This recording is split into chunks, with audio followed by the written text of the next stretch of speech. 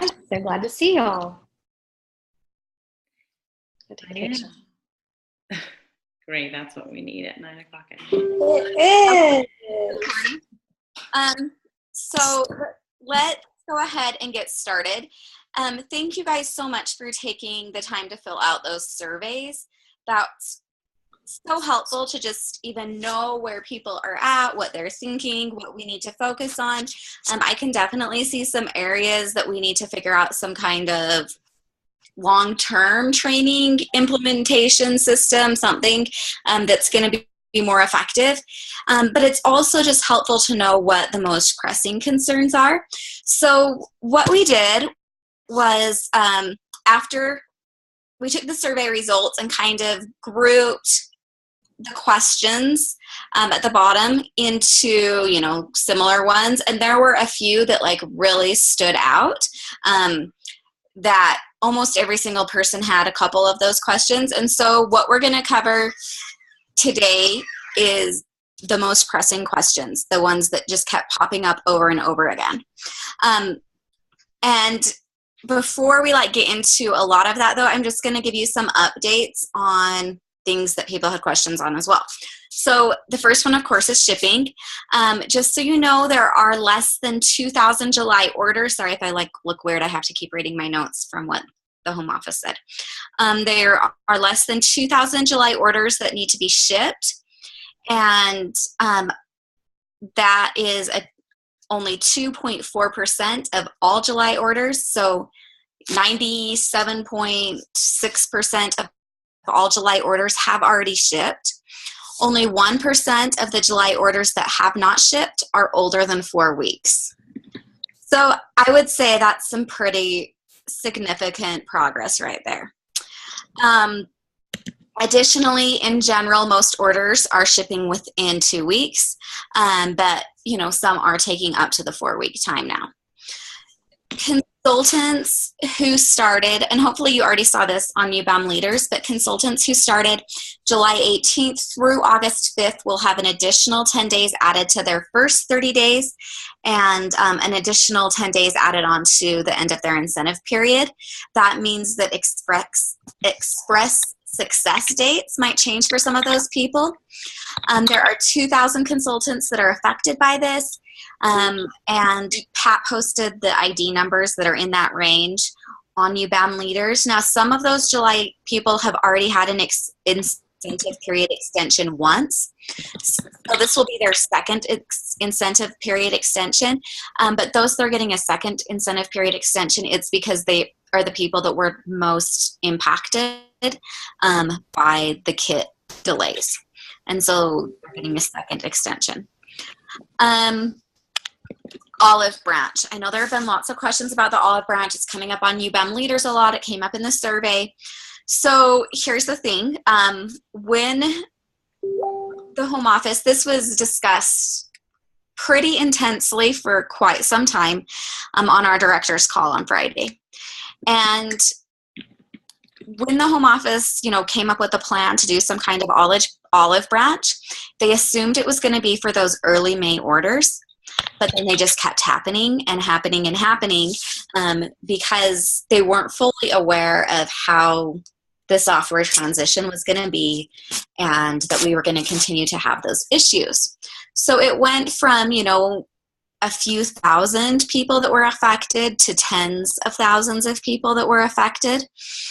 And basically, their original plan for what they were thinking of doing is not possible financially, not at all possible. If we are going to continue to be able to be consultants, the home office has to be financially stable. Our company has to be financially stable. And sending a free book to every single person that had an affected order would probably be $1 million by the time, or more, by the time you add in shipping and everything like that. So that's just not an option, but that doesn't mean that something won't be done. They're currently exploring options. We talked about a lot of possibilities that could maybe work. I heard from Pat today, and she said, we do know something needs to be done ASAP. So they are on it. And at the very least, I can't see all the chat questions. I don't know why it's not popping up for me. But I saw something about, can the customers be emailed? At the very least, that was like the minimum thing that they were thinking of doing, was Randall doing some kind of email.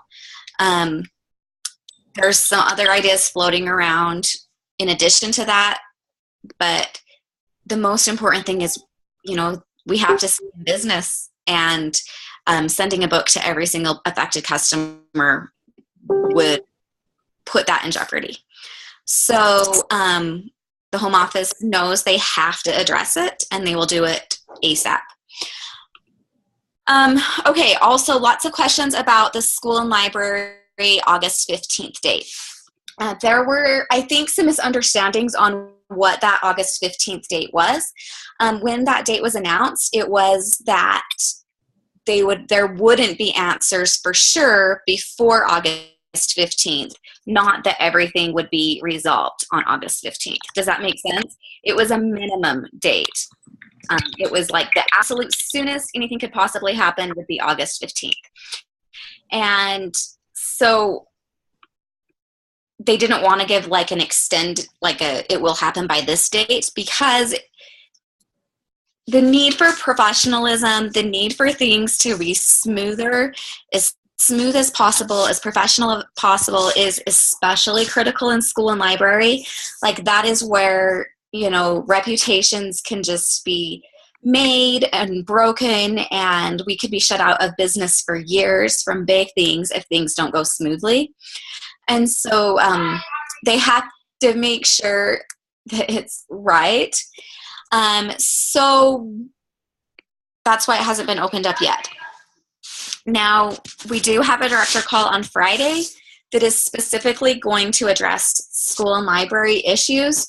So we'll have more information either Friday afternoon or early next week about just how long it's going to be before things are in place, what's going to be in place, and all that kind of stuff. Consignment. So Pat spoke with Lisa Radford. She said that the current turnaround on clearing an order to be sent to ship, so it has to be like Lisa has to approve it. It's about a week before Lisa's getting to those to approve them. Then once she's approved it, the shipping is going to depend on which pick line it's sent to and if it's able to be released right away. So basically what's in your consignment is going to, in part, determine how fast it ships. I have a consignment from July 1st that has not shipped. I think that's probably like one of the oldest I know of that hasn't shipped. But if you have a consignment from July that has not shipped, that's normal. We don't know how many.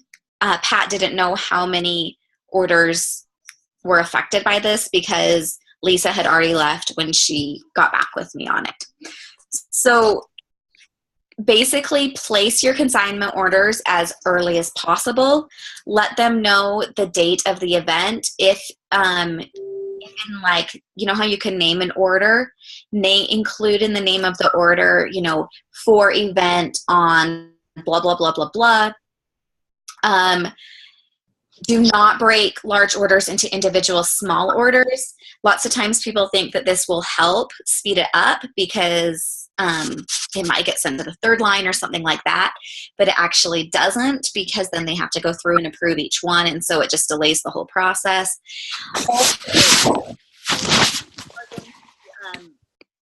Requesting more consignment or ordering more consignment than what you're currently approved for, you need to email Lisa and get that cleared in advance. That's one of the things that's delaying things, is people are just submitting orders that they aren't yet cleared for, so then she has to decline it, and then they have to come back and say, but I have this and this and this. Can you guys hear me at all? Okay. And so that is adding extra time. So if you need additional consignment,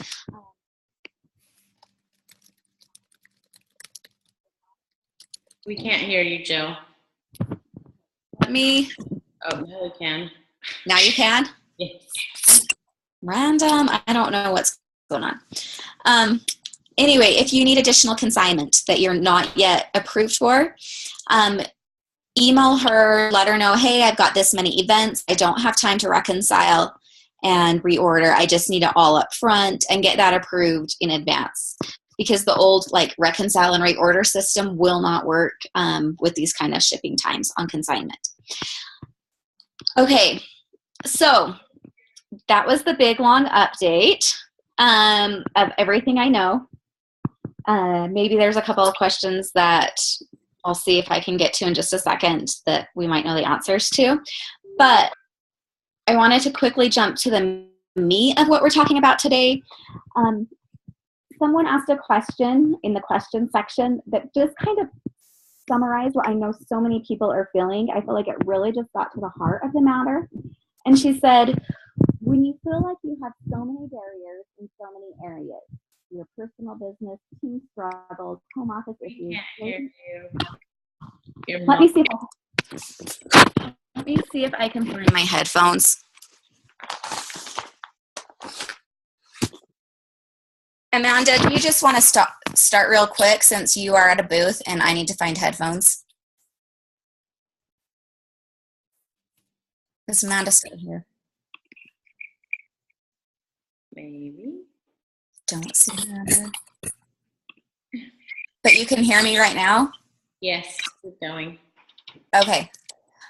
Okay, so with all of these challenges, how do you know where to pick to begin to break through, to get where you know that you can be? So like, how do you overcome all these frustrations to get where you know that you can be? The first thing is to just know it's possible. I've said it before, but there are still so many people in UBAM, including lots of people on our team and lots of teams on our team that are thriving.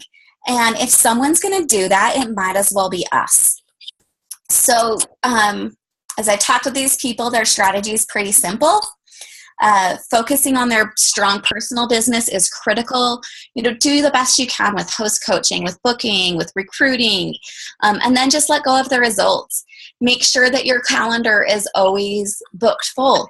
And sometimes in the summer, it feels like that takes more effort than usual, and that all of the effort is for naught because the sales don't show up as easily.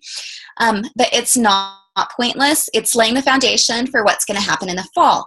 So like right now you're planting and you're going to harvest it in a few months. So the second thing is, so first thing, have their strong focus on personal business. Second thing is they have blinders on. As much as possible, they are ignoring the distractions of stuck orders and people being on hold for a long time, and just focusing on what they can control and then doing a great job of that. Because really, the vast majority of orders do not get stuck. The vast majority of orders don't require a call to customer service. It feels like they all do because we get on Facebook and that's all we see. But it's not even close to the case. As you know, today we learned that 2.4% of orders are older than 4 weeks. And I feel like we've been freaking out about, you know, orders being over 4 weeks so much, but it's such a small percentage. And you know, if that's your order and your customer, it feels like it's the only, you know, it feels like big deal because it is a big deal. But it's also rare too. And so we get distracted from the really important things like booking parties, following up with customers, hostess coaching, because we get sucked into this shipping drama. And again, I'm not saying that you're never going to have orders that are stuck. Honestly, all the orders that I've had shipped to my house have been stuck. Thankfully, my customers' orders haven't been, but all of the ones that were supposed to come to my house have been stuck. So when that does happen, all we can do is go the extra mile to listen, to validate, express appreciation, find a solution, and then let it go. We can't think about it all day. Not venting in public on a Facebook page or in a Facebook group. Because when that happens, it gets on all of our minds all the time. And these people that are experiencing that success, yeah, they know all this stuff's going on. They're ignoring it as much as they can. the last thing is just encouraging new recruits to launch strong and being excited for them in their journey. I know for me right now, this summer, I've had a hard time being excited for my new recruits because I was just kind of dreading, what if some of their launch party orders get stuck or something like that. And I just realized most likely that's not going to happen. I just need to be excited for them and let them feel that excitement and let their excitement wear off on me. So having said all that, maybe you're like me and you haven't been in such a great place this summer. And as a result of that, your central group is kind of dead. Your calendar is kind of empty. It feels icky. It feels overwhelming. You don't know how to turn it around. If you're in that place, it's okay. We can have a fresh start. And I'm not sure if you all listened to that podcast with Belinda and Tabitha Roach that I posted, I think last week sometime. But in it, Belinda made a little statement, and it was so good for me to hear. She said, she was talking about when the economy downturned several years ago. And everything was like new different. Like I was a consultant with UBAM during that downturn. And so I think, Leah, you were around then too, right? Yeah. So we knew the before and we knew the after, and it was a big difference, and it was kind of hard. But the advice that Belinda gave to everyone during that time was to find a new normal. Just decide to go after a new normal. Well, a new school year is a natural time to find a new normal. The thought processes that we've had during the summer, the results that those thought processes have led to, they don't have to continue. We can create a new normal. And even just thinking about that can sound intimidating. I know where you guys be quiet and shut the door. I know where my calendar's at now. And so thinking that, bam, the kids are back to school, I have to be a rock star now, that can feel overwhelming. But Belinda has more great advice. She says we don't have to transform our whole businesses overnight. It's okay to just do one thing a little better than we did it the day before. And if we're doing one thing in our business better every single day, then we're going to be on the right path. So if you know that you want to turn things around, I challenge you to just take a little bit of time before you go to bed every night, or right after you wake up in the morning, or whenever it's going to work for you. Be very intentional every day about deciding what's the one thing that you're going to do a little better that day. Make sure it's something that will move you in the direction you want to go. Be specific. And then write it down or share it on TNT or somewhere. Share it with your leader. Do whatever you need to do to hold yourself accountable to that. You don't have to blow it out of the water every day. You just have to do a little bit better than you did the day before. So if you do this every day for the rest of the month, turnaround is in sight. Does that make sense? Okay, so now we're going to talk about some of the other questions that popped up a lot. Is Amanda on here yet or no? She was, and then she's at a booth, so who knows what her availability is.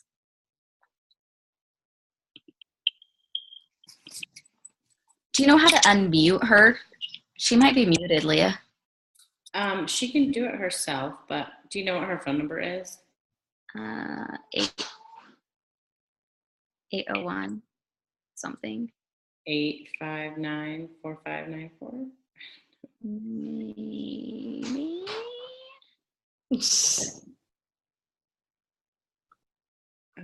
I think she got off. Okay. When she comes back, hopefully she'll interrupt us.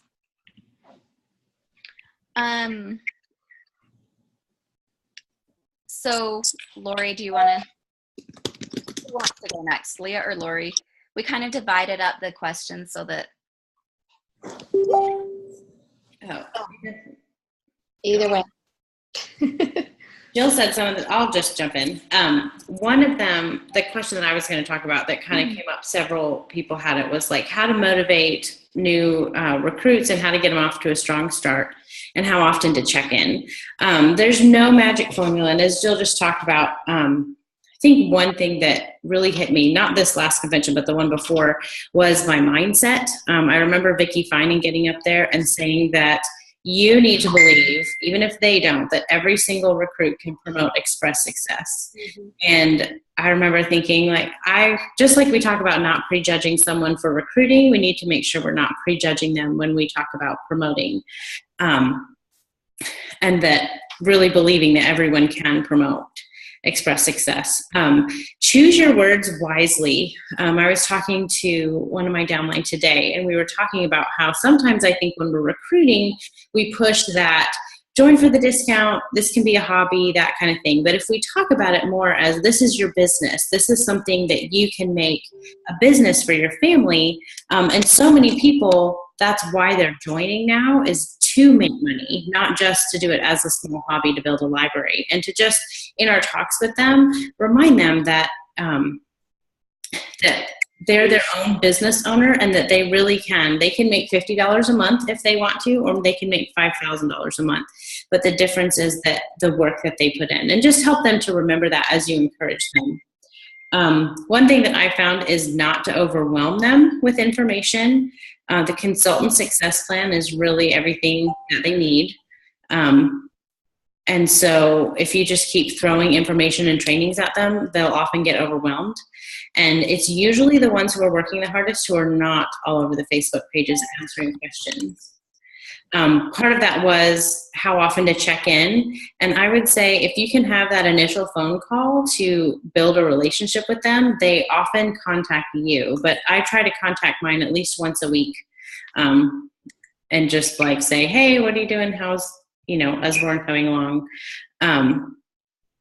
I talked to another director recently, and she just said that when she has new girls, she has started training them differently, and she's seen a change in how many promotions are happening on her page. And she just said that when people join, they just sort of say, this is how we do it. We get a half price or a full price half kit refund.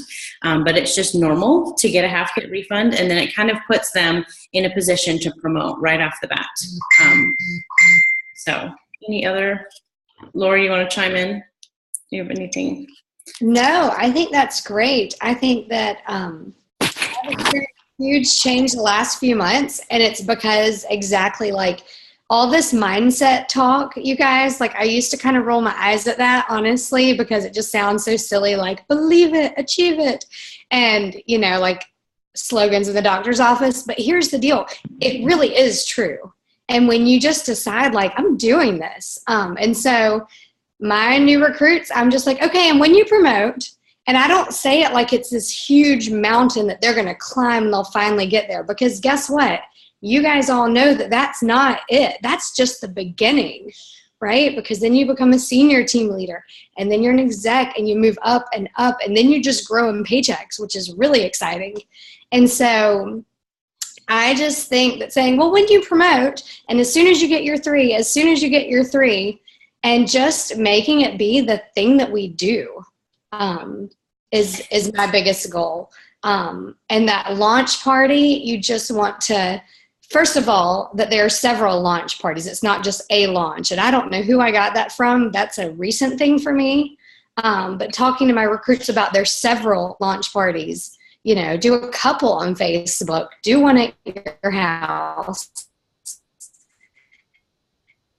so that they, and you often get an upline to help you if you're overwhelmed, to make their lunches amazing. That's all I got. Anyway, should we move on to the next question? Go for it. Again? Okay. Sorry, this is so fun, by the way. I just love seeing all of you. It's like making me so happy here at the end of the day. So thank you all. Isn't this fun? Okay, maybe not. I think it is. Okay, here's the deal. When I first joined Usborne, let me just tell you what got me really excited. Making sales, okay? Getting an email that someone had spent $70, I was through the roof excited. Then I started recruiting people, and I was like, oh my gosh, recruiting is like so fun. I love this. And that's still really fun too. However, promoting leaders is like like crazy exciting. And maybe one day I'm going to be super like Jill, and then it's all about promoting directors. And hopefully that's my next like favorite hobby. But promoting leaders is awesome. So several of you had asked the question, just how do I do this? I have people who say they want to promote. How do we actually get this going? And all of you have been there, and we've all done this. And so the first thing I say is just keep sharing your story and make sure that you've got leadership friends so that you have their stories to share also. The amazing thing about the path to leadership is that there are so many ways you can piece this together. Nod your head if you've watched that building blocks video. Has everyone seen that thing? Okay, I just want to see everyone nodding their heads at the same time. So there are a lot of different ways to do it. And so I think that talking to your potential promoter, first of all, just getting her focused on like, this is a big deal, but you can do it, and we're going to cheerlead you and be your supportive team. Loading up that calendar. And, you know, I think we all get sick of hearing, just fill your calendar. But you guys, that really is what it's all about. Because if you're not really working this thing, you're not going to meet the recruits and you're not going to get the sales. The longer I do this, the more I'm shrinking back to parties, and parties being the main thing. Booths are really fun. Book fairs are really fun. But if someone is here for the money and for promoting, I think, and you ladies can correct me if I'm wrong here, but there's nothing better to get them to do than to focus on party. Okay? Booth events, great for leads, great for those who are in it for the long term. But that's going to be discouraging for your newbie who pays $200 for a booth and might only sell $300. And so I have found for myself with the ladies who are promoting that I'm kind of shrinking back from talking about all those other special programs. Does everyone hear that? And again, Leah, Jill, y'all stop me if you don't agree. But this is a party plan business. So telling them to get a full calendar of 6 to 10 events per month, that sounds crazy. That's a lot. And nobody needs to do 10 events a month every month for the rest of their life. So to let them know, hey, talk to your family about this. This is a short-term deal, but for 2 months, you need to kind of go bananas, and you need to have that loaded, crazy party calendar. And that's very simple, but for some reason, I think all of us have this feeling like we need to invent something else or something new.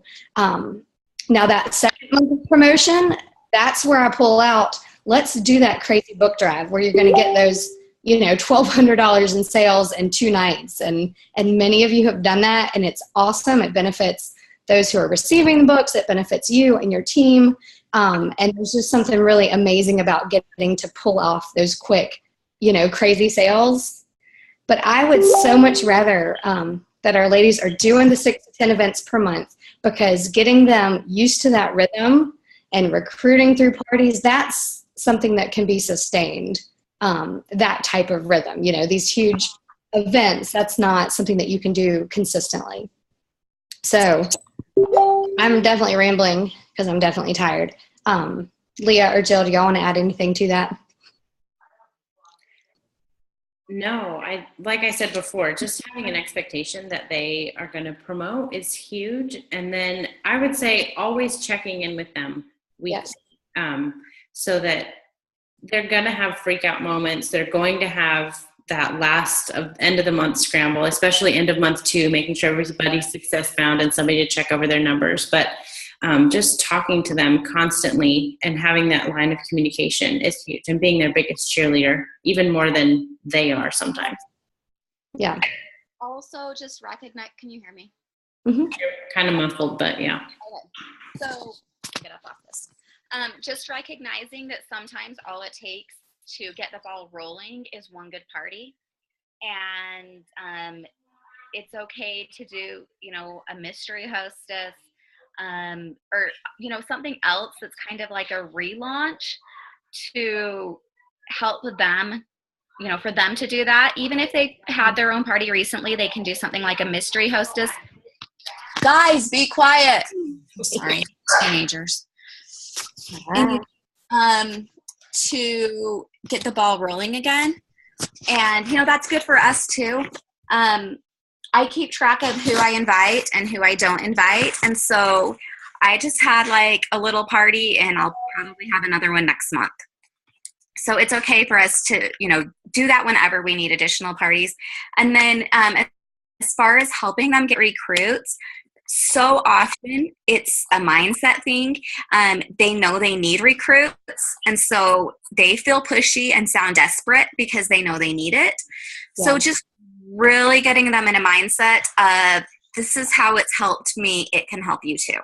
This is what I love. You might love it for the same reason or for other reasons. But just, helping them see that, they need recruits to promote, but it's still not really all about them. Yeah. Another thing just to add also, we have our team pages. Most of you guys have promotion groups going on among your team pages. And I think those are great. I think we've done that since as long as I've been part of this. But more than anything, you guys finding ways to make things personal is huge. Think about when you promoted and your upline leaders or your other Uzzy friends, or maybe even just, people who aren't part of Usborne, and how much it meant for you when they would reach out to you personally. If you haven't promoted out at least 3 leaders yourself, please rope in your upline leader. Okay, so like if I was brand new and I'm trying to promote Cynthia down there, then what I would have needed to do, although you're not direct, but whatever, just for the example, then I would send a message to Cynthia and copy Leah on it and me. So then there's 3 of us, okay, because until you've promoted out 3, you've done it just your way, and your way is great, it got you there, but you might need some different tricks pulled out of your hat. So that's where you use your leadership team, use your friends, use your upline. And so the power of Leah and me on a message thread with Cynthia, like, hey girl, how's it going? We're so excited.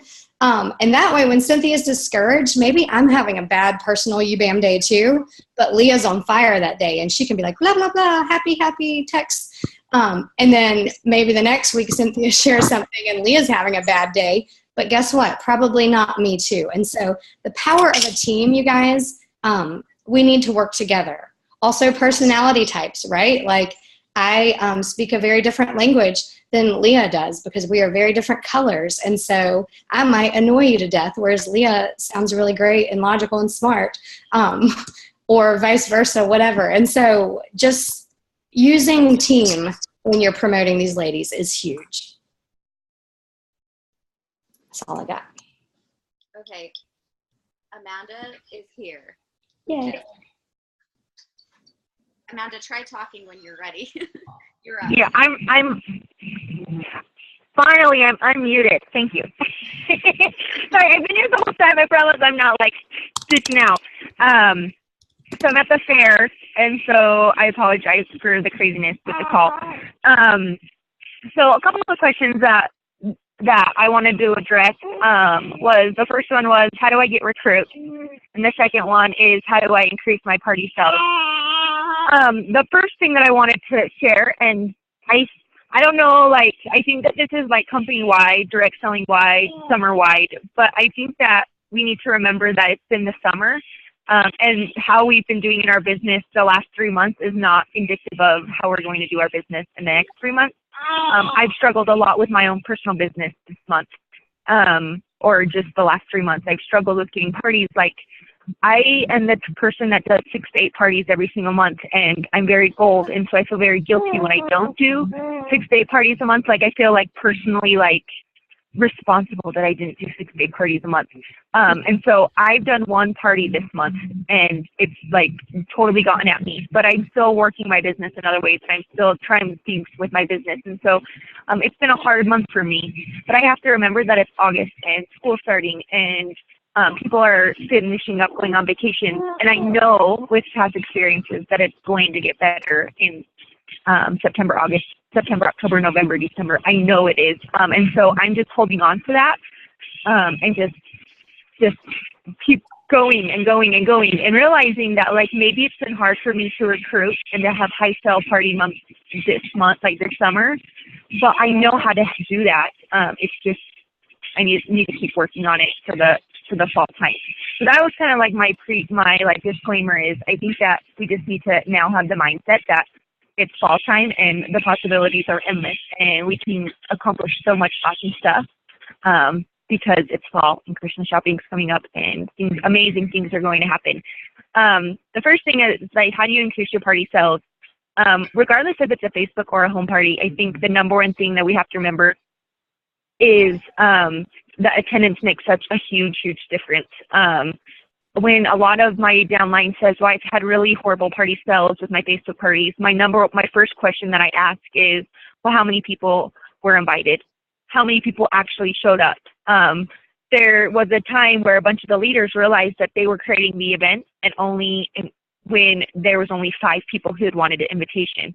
If we use the equation that we know that half of the people who said that they're going to come are going to RSVP and then half of them are actually going to show up.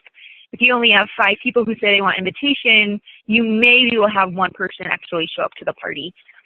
So I always tell my hostesses, we need 20 people you need 20 yeses. So you get half of those that actually will RSVP and then half of those will show up. And so we always want to let them know that the more the merrier. I mean, we need to set that as an expectation for our hostesses. We need to remind them that it's possible to get 20 yeses. It's possible to get 15, 20 people at your party. Give them ideas of who to invite. That's a big thing that I think a lot of people only think of the people in their stage of life. So I think of people who have kids in my same age group. But there's so many other people that they can invite. And I have to remind them, you can invite grandmas, you can invite aunts, you can invite neighbors, you can invite people who have grandkids, people whose kids are older. You don't have to just invite the new moms who have 1 baby or whatever. And so sometimes you need to talk them through that and give them ideas of who to invite. Attendance is going to be the number 1 indicator of how successful your party is. And if you have higher attendance, you're then going to get more bookings because there's more people that are going to be more likely to want to host. And so attendance plays such a huge role in our party success. In July, I had 3 parties, no joke, 3 parties in a week on Facebook where nobody showed up, like not even the hostess. Thank goodness for SynShare because I didn't stop my life to do them, but it was really hard for me and it was hard not to feel really low on myself. But then I had another party a week later where there were 25 people that showed up and I got a recruit. And so it was just the major difference in attendance. I think it's also really important that we make things personal.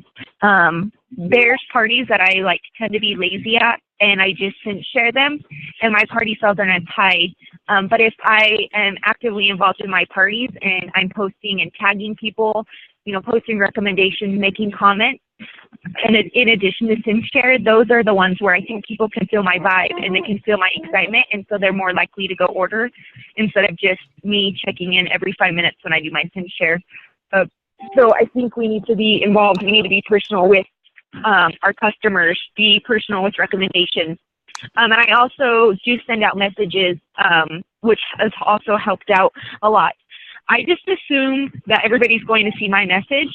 And so I just send out messages to people the next day. I follow up with them. Thank you so much for coming to the party last night. Can I help you with your order? I just assume that they're going to order. And so I ask them how I can help them. If they didn't make it, I say, I'm so sorry that we missed you at the party last night. How can I help you with your order? And so I send those messages.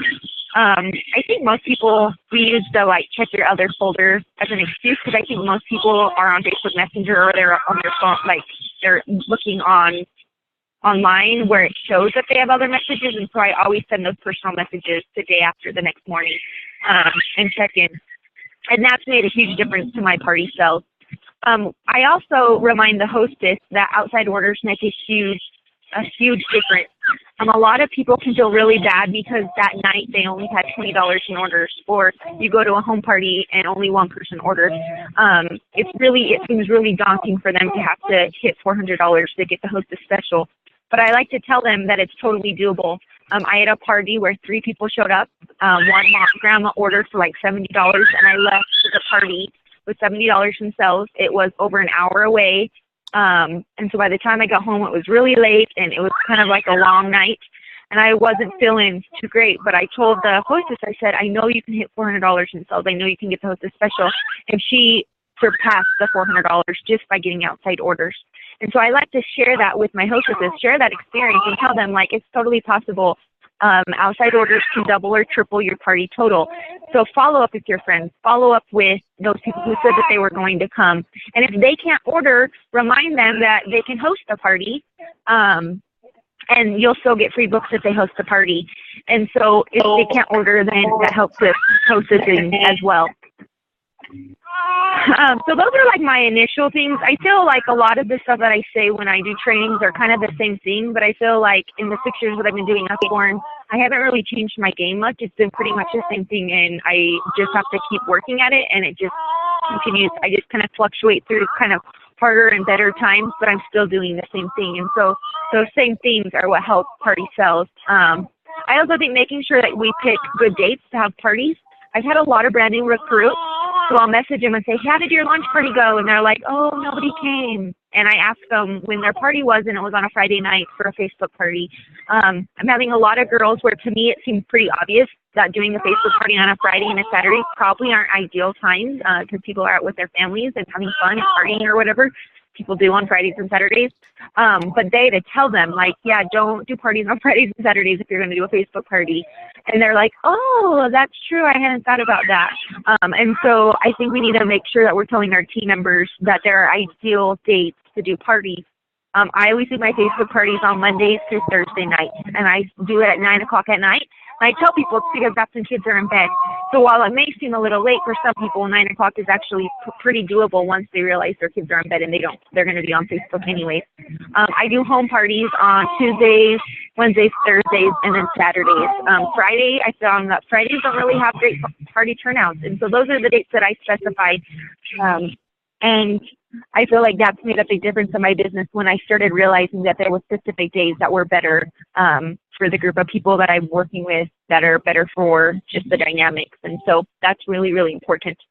So I feel like those are ways to increase our party sales. Like I said, if you're doing all that stuff and you still are having, low sales, I think a lot of it is just the indication that it's the summer. And I think you continue to do all those things, it will just pick up with the time. So keep your head up, tell your team that it will get better. That's the one thing I keep telling my team members is I promise it will get better.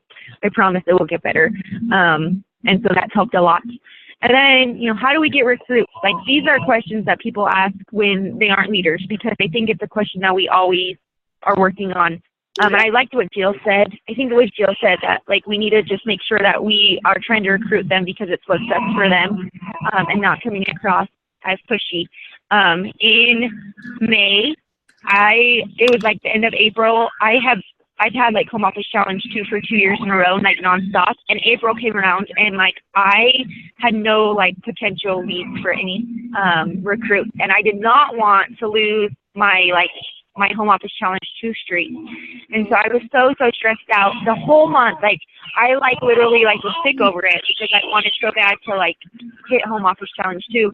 I was messaging top people. Like, I was offering free books if they would sign up. Like, I wanted that recruit so bad. I never got a recruit. I ended up having to sign up my little sister and then I just kept the books because she never wanted to do anything, which isn't ideal.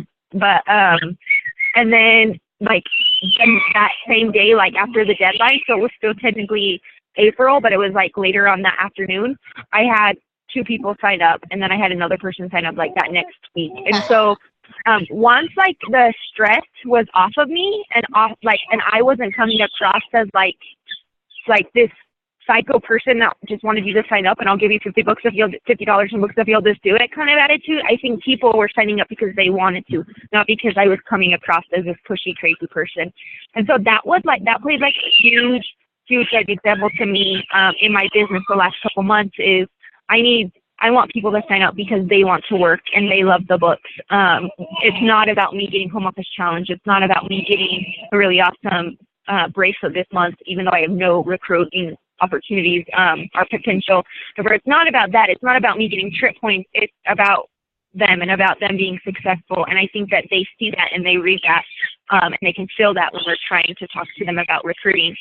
And like Lori said, I think we always say, like, you need to fill your calendar. You need to do these things. And the equation never changes because it's what works. And so to get recruits, you need to fill your calendar. You need to be actively working your business to get recruits. There's people in the business that just seem like they're recruiting magnets, and you look at them and you're like, oh, they have such awesome, thriving businesses. I'm going to be completely honest. Like, if I were somebody who was going to sign up for a company, I would want to sign up under the best. And so it's not necessarily that these people are like saying anything much different than you. It's just that they're working their business constantly, and they are an example of a constant working business. I tell people I've been in the business for 6 years. I don't have any plan of leaving anytime soon. And so people see that and they think, oh, she's been around a while, and so I'm going to sign up under her because she knows what she's working. She's not going to just quit in a couple months or when it gets hard. So you just need to constantly be working your business. You need to be getting those parties. You need to be working the business that you're trying to promote. The key also is with parties. Like, it comes back to doing parties. This month, I don't have any potential for any recruits. And I've had one party. I've had a ton of booths. I've done like 3 or 4 booths, and it's just a lot harder to recruit from booths than it is to recruit over a party. And so it's so much easier for me to recruit over a party. And so I'm focusing on my September, filling my calendar and with parties and not necessarily anything else. So I think that's super, super important, is that making sure that we're just always working our business. My biggest thing, I think, when it comes down to all of this that we've been talking about, Lori and Jill and Leo, that we've all been talking about how we're all been feeling the last 3 months, is we just need to be consistent. I don't have amazing party sales. I'm not this top recruiter all the time. I'm not on the leaderboards that often. It's not because I do this job amazingly. It's just because I never have given up and I've never stopped. And so I think that there's going to be times in our business, this summer, for example, for me, it's like I may not be running and I may not be like having $15,000 a month checks like I wanted to after I came home from convention, but I'm still working my business and I'm still doing parties and I'm not giving up. Shauna Zollinger always tells me, like, you want to run. There's going to be times in your business where you're going to sprint. There's going to be times in your business when you're crawling, but you're still always moving. And so never stop. Never, don't allow the shipping situation to get you down and to keep you from walking or running or sprinting in your business. Don't let other people's negativity affect your mindset on the business and bring you down, because I promise it's going to get better. It's going to get better. So I don't know if I've just been rambling, and I can't even hear if anybody's talking or listening, so I'm sorry if I've been talking to myself. That was great. So, thank you, ma'am. Any questions about that? People muted still? I hate not being able to see anybody. I'm sorry. In the bottom left-hand corner, if you guys have a question, you can unmute yourself. I think. Not, that's true. Do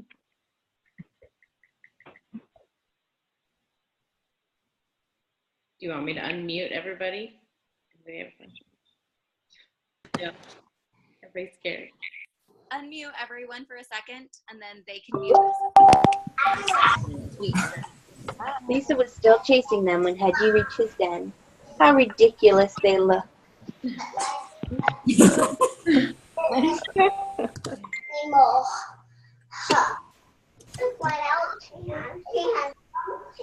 Okay, everyone's unmuted. Just so you know, you mute yourself if you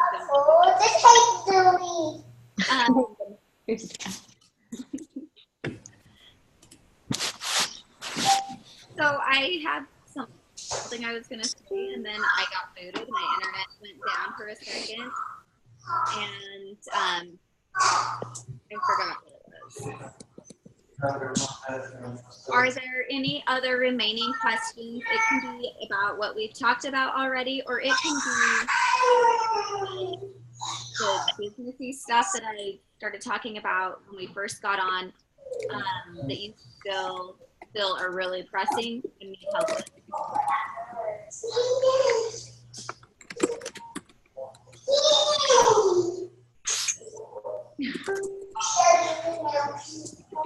I think you wowed us all, Jill. You're amazingness.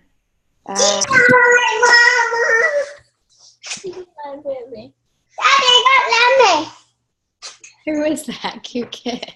I don't know. I can't see. I don't know who that one is.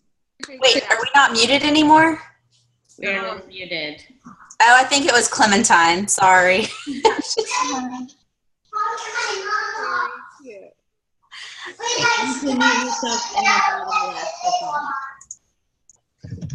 Any questions? My college professor used to say, questions, comments, or rude remarks. You guys, oh, go ahead. So I've had trouble keeping people that want to promote motivated. And so just like, maybe I'm talking towards that, like they are excited initially, and then I try to help them. They tell me what they need with recruits or personal sales or whatever. And then for me, it was a 2-month process. And for these people, some of these people, it's becoming like a 4-month, 6-month process. And I'm trying to figure out how to keep them motivated. So I'm interested in what others have to say, but I'll say that one thing is they need a specific reason why, like, they want to do this.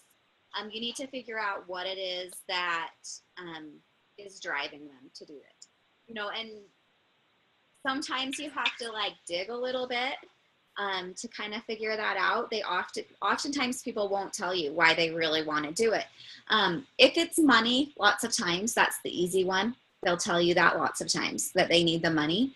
So that's one thing. Another thing is letting them know. This is going to sound rude, but it actually can be extremely helpful. If people are kind of dragging it out, just letting them know, hey, you would have made an extra $50, an extra $200, an extra $1,000 that month if you would have just promoted to team leader. And when they realize that they're missing out on that income for the same work that they're already doing, lots of times that helps them just get enough focus to get it done.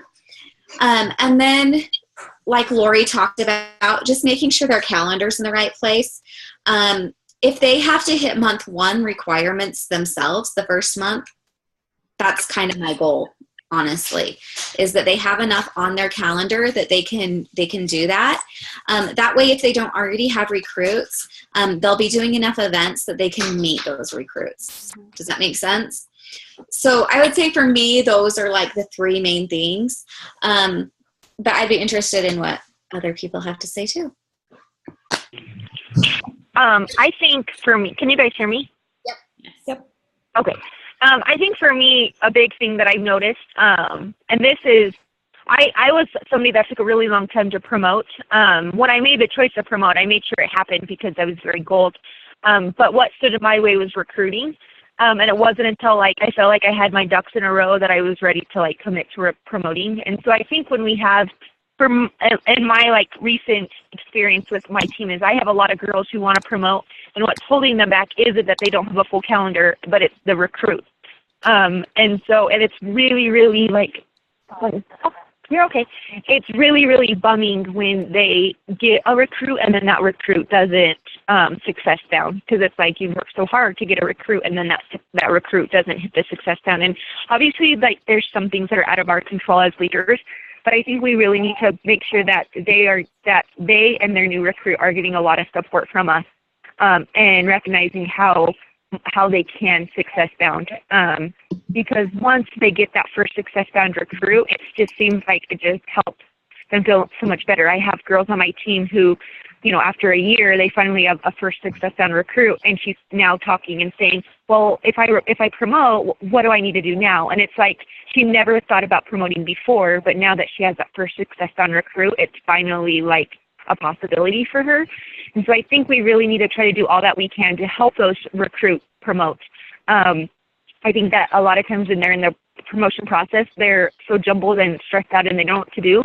So I think we need to let them know, like, I'm going to help you with your recruits. I'm going to be there to support them and to support you, so they don't feel like they're having to keep track of 5 people's different numbers and everything going on, that you're there to help them as well and checking in on their team members. And, you know, obviously we're their downline direct, like, leaders, and so we need to step up and be leaders, especially when we recognize that they're trying to promote and they need those ladies with success bound. I also think, oh, go ahead, Jill. Sorry, just something she said reminded me of something. So a lot of the girls that have promoted to director in like 6 months or less, or 9 months or less, are somewhere in Tabitha Roach's downline. And so she kind of did some digging to find out what they had in common. And they are heavily focused on getting all new recruits launched. Not just started, but really launched. And that makes all the difference, is just making sure that those recruits have multiple launch parties, like Lori mentioned, and are going from the beginning, because when that happens, everyone and they're reaching it fast, and that taste of success gives them a desire for more success, and then they're recruiting, and it just kind of goes from there. Okay, go ahead, Lori. I was just going to say also, as leaders, sometimes it's not sometimes, all the time, it's so overwhelming to how do I spend my time? How do I spend my time?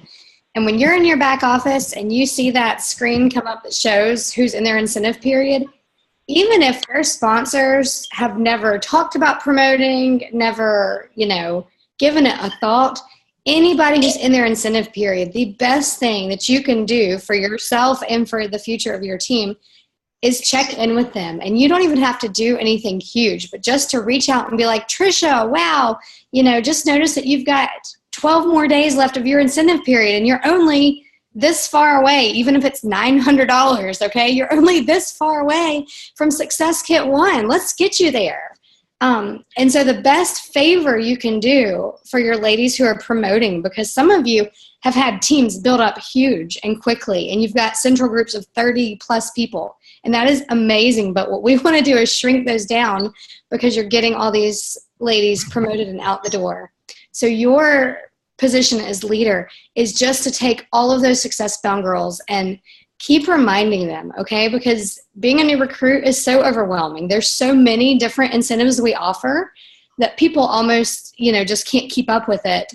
They're reading the pages, they're doing this and this and this. So I just think that even if you have to put it on your calendar, put a yellow sticker on every Tuesday or whatever kind of system you need, so that you constantly go to those incentive period ladies and just be like, wow, you've got until this date to earn this thing. How can I get you there? How can we do this?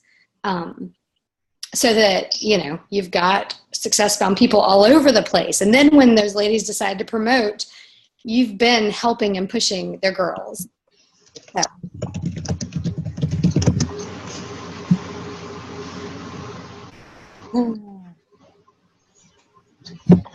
Any other questions? I think I may have one. Aaron. If you can hear me. So I have several girls who seemed really motivated, and then they weren't having any luck filling up their calendar.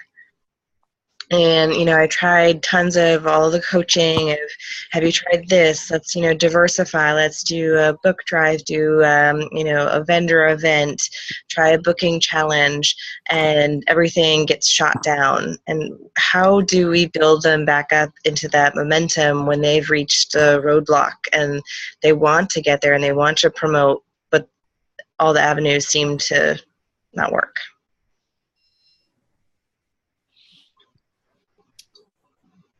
That is where the mindset thing comes into play. And that's where you have to take the collection of your experience and everybody on this page's experience, okay? Because you may not have hit that same stumbling block, but that's where you just have to believe it for them and just be like, dude, I know I've had months where everybody cancels and everybody's sick and everybody hates books or whatever, empathize with them.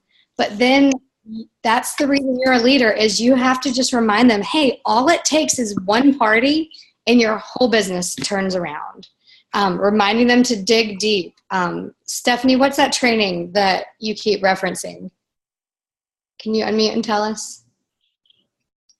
Stephanie Radcliffe? No. All right, Stephanie. There you are. What's the training that you have of Laura that she keeps talking about, digging deep to get those bookings? Nope. I unmuted her, but she's She's like watching TV and pretending like she's here. All right, I'll talk about her later. Anyway, there's an awesome training, Erin. Yes, she has just listened to that she's got me so excited about, and I haven't even heard it. But just about digging deep, because we all are like, oh, I've done everything, I can't get a booking. But all of us know that you can find one, right? And it may be awkward, and you may have to reach out to somebody you haven't talked to in a long time. But it really does just take one. So I don't know. That might sound like a lame answer, but I think you just have to believe for them, Erin, and just hear their frustration, empathize, let them know you've had terrible, experiences too. But you can't just stay there with them. You've got to go beyond. Leah, you had something. I did, and I just forgot what it was because my brain shut off about, an hour ago. I just think helping, just everything Lori said, just getting something on the calendar. And one thing that helped Deborah and that I've helped is that when you do like a 24 and 24 or challenge them to like a 40 no's challenge or something like that, they're going to kind of push outside of their comfort zone a little bit more than they would have before. And that has always helped. Just kind of reminding them, like, I know that was a big key for Lori was knowing how much they're missing out on. It just depends on their personality type, whether or not that motivates them or not. I'm sorry. I'm tired. Andrea, I was going to type it, but the new CSP should be in the Changemaker Drive. It's in the Getting Started folder. It will say 2016. So that fits it. If you have a CSP that is older and it doesn't say 2016 in it, but not the old one, the Thrive More series is in the Getting Started folder. There's like a little folder and it's called Thrive More series. It has 3 audio trainings. I think hostess coaching, baking parties, and something else. I don't remember the other one. Maybe upselling. Anyway, so that's where those are. Yeah, it's more, sell more, make more. Along with what Lori was saying too, really have them tell you the words that they're using. My fingers trying to get out. Okay, go get a Band-Aid.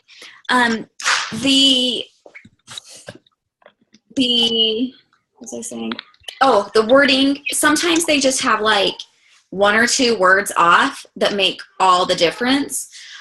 When they're asking people if they want to host a party or if they're asking people if they want to join their team, lots of times they're like, I'm getting no response. And if I have them send it to me, I've told them what to say, but then they send it to me and it's all about them.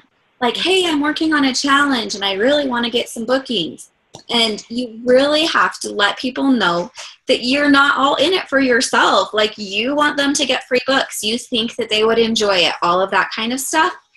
And Katie said she doesn't think people are really asking, and I totally think that's true. When people are in that situation, I really encourage them to host another party themselves that's either like a mystery hostess or a mystery charity, because it's easy to ask people to come to that because there's something in it for them. Someone's going to win something. And so it's easier for them to dare try that. And lots of times when they're in that setting, that's when they're excited and that's when they'll get the bookings. I recently did like an experiment. I've done it twice, once last fall or last summer and once this summer, where I messaged a bunch of people and asked them if they were interested in hosting a party.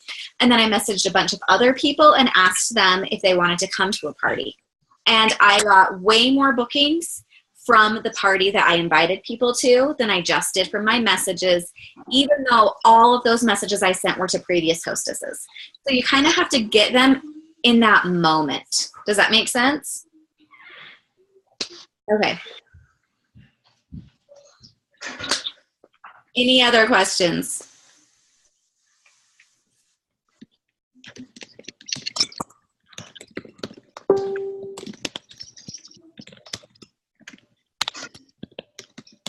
Yes, I agree, Katie. She said that, well, hopefully you all saw that.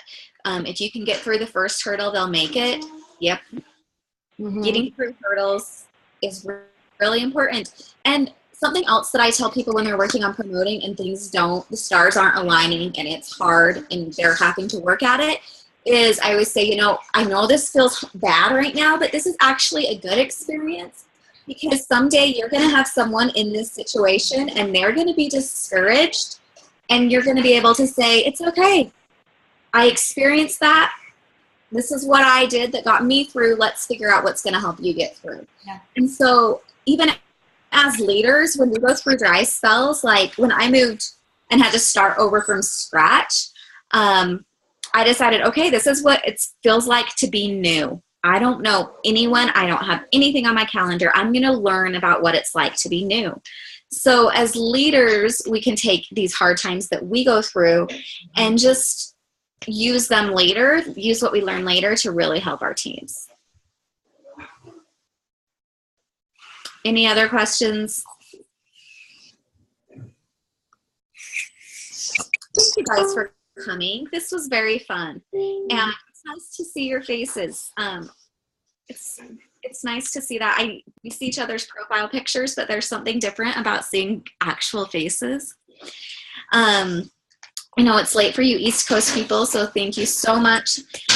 And we will take what we learned from the survey and evaluate what we can do to help everyone, help us all become better leaders and move forward.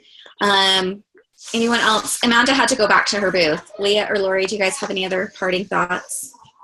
No, I agree. I think it's given us some good things to think about. It's nice to know what the majority of people are dealing with. And so, like Jill said, hopefully we can be better at helping all of our teams as we head into the fall, which hopefully it will be amazing, right? So I'm excited for what it holds, and I'm excited for what we're doing, and I'm just looking forward to working with all of you. So I would just say are you done? I'm sorry. For it. No. Yes, go.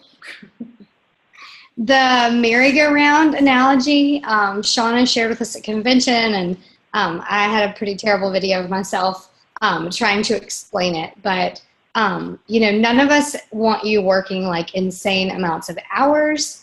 You're not supposed to be working constantly. You're supposed to be working consistently. Leah is always so good to share that with me. And the idea of a merry-go-round, but there are times when you're pushing a kid on a merry-go-round, anyone done that recently? It's like really hard work, okay, first of all. But you give a few big pushes, and then once it sets in motion, you can turn around, grab your cup of coffee, say hi to your friends at the park, and your kids keep going round and round and round, right? And then you only need to do these nice little pushes. But there are those times that you need to make like the big beginning push. Is this making sense? So leaders, if you haven't personally done that in the last couple of months, I just beg you to do that, because there is a merry-go-round going on, right? You're a leader. You've got at least one person under you working, right? Everyone has at least one. Hopefully you've got 5 or 10 or 20 or whatever. But right now, if you would position yourself, the next 4 months, there is more money to be made in this business than like the rest of the year. This is like the time. Okay, so if you want to be posting your picture next year on the Power Rally and showing your $5,000 check or whatever, $10,000 20,000, then right now is the time that you need to make that insane, crazy push. Get out to your merry-go-round and push the heck out of that thing so that you can set something in motion. Because you can push really hard in October or November or December, and that's going to be great too. But to push right now and get ahead of this huge season that's coming up, to add 5 or 10 new people to your team, it's going to change your mindset. You're going to be a better coach to your teams, and you're just going to reap so much more. So we're coming to a season where things are easier, sales are higher, parties are easier to come by. But don't just let that catch up to you. Get in front of that. Push your little merry-go-round thing and make it huge, because you can. Everything's in place for you to do that. And wouldn't it be so exciting for our leadership team to have tons of upper level leadership promotions, get the giant checks, build these monster teams so that in the spring we're just that much more thriving and ready to go. Sorry, the analogy is kind of cheesy, but hopefully y'all got that, because I think it helps. That's all I got. Thanks, Lori. Thanks, guys. Thank you. We did record this, so if you had team members who didn't make it, I'll figure out how to make it available. So When you close it, it will save it, and then you just have to upload it to YouTube. okay, awesome. All right. Thanks. Thanks. Good night.